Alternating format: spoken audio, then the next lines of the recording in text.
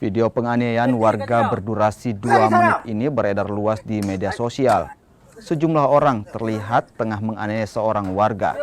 Sebagian dari mereka bahkan membawa senjata tajam.